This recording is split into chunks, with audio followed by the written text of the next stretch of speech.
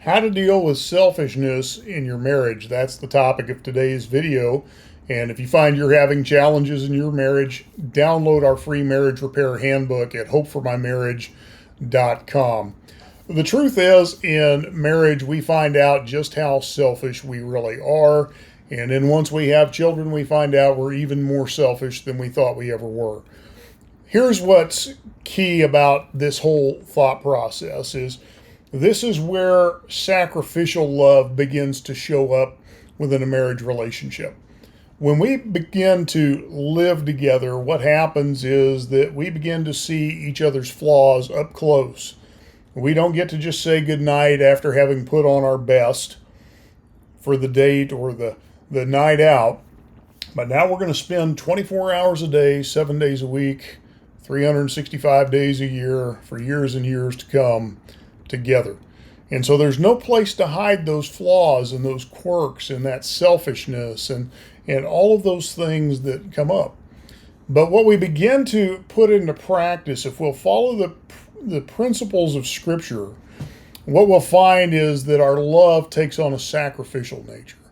That I give you love even if you don't deserve it, even if you haven't earned it. And that's exactly what Jesus did for us. That's why marriage is a picture of his love for the church.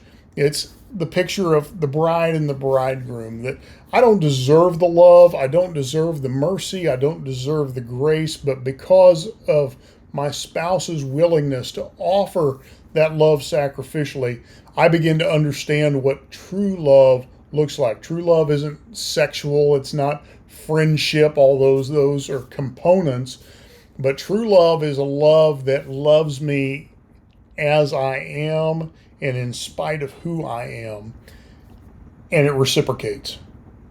When we'll take on that viewpoint as husband and wife, what it allows us to do is to have more grace, more patience, more mercy with our spouse. It allows us to take challenges in our marriage and instead of making them points of conflict, making them challenges that we as a team can resolve together, drawing from each other's strengths.